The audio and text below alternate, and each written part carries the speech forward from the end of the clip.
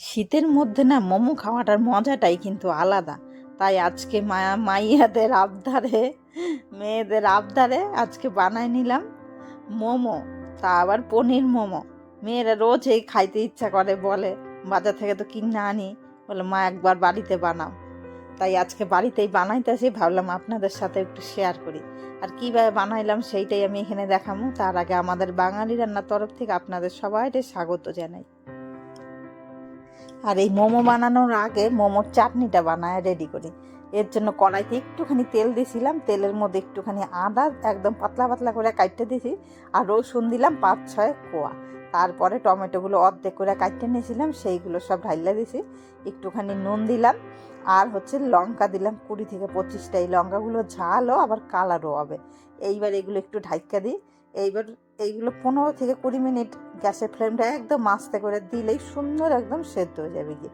আর এইদিকে দেখেন একটা বাঁধাকপি নিয়েছি, সুন্দর একদম টাইট বাঁধাকপিটা, আর এইরকম গ্রেট করে নিতেছি। আর এইরকম গ্রেট করে নিলেই না মোমোর মধ্যে যে ফিলিংটা দেয় সেটা কিন্তু সত্যি সুন্দর, খাইতে ভালো লাগে। এমনি বটিদারের থেকে এইরকম ঘষে নিলেই কিন্তু তাতে আরও বেশি স্বাদ হয়, আর ছোট ছোট কুচানো হয়। এইবার বাঁধাকপিটা আমার কাটা হয়ে গেছে গিয়ে, এইবার একটু গাজর দিয়ে দিলাম, আর এইভাবে এক এক করে ক্যাপসিকামও কাটতে নিলাম, আর একটু পনিরও গ্রেট করে নিলাম। আর এইদিকে দেখেন হয়ে গেছে টমেটোটা সেদ্ধ। এইবার শেষে একটুখানি জলের মধ্যে কর্নফ্লাওয়ার গুলাইয়া দিয়ে দিলাম, তাতে চাটনিটা পুরো একদম ঘন হয়ে থাকবে। এবার চাটনিটা ঠান্ডা করার জন্য আমি রাখা দিলাম। এই গরম অবস্থায় কিন্তু এটা চাটনি করা যায় না, পেস্ট করা যায় না, একটু ঠান্ডা হোক। আর এইদিকে ময়দা মাইখা নিয়েছি, শুধু ময়দার মধ্যে কোনো নুন টুন কিছু দিই নাই, শুধু ময়দা জল দিয়া প্লেন করে মাইখা নিলাম।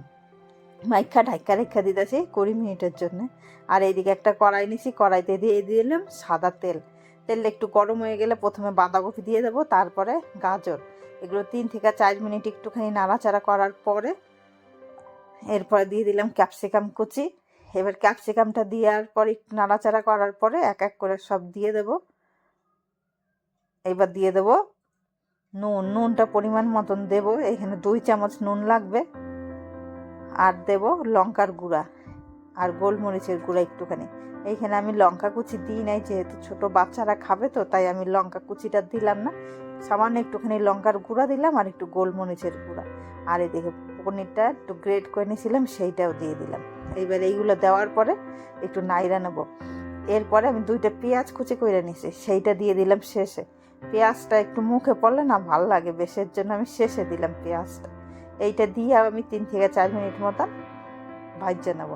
এইবার শেষে একটুখানি সয়া সস আর একটু টমেটো সস, এই 2টা দিয়ে একটুখানি নাইড়া চাইরা এটা ঠান্ডা করার জন্য আমি রাখা দেবো।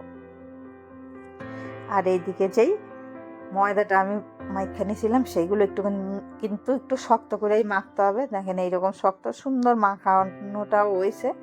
এইবার লুচির থেকেও মানে অত বড় না, তার থেকে আরে একটু ছোট ছোট কইরা গোল গোল কইরা আমি এরকম কইরা নিতেছি সবগুলো।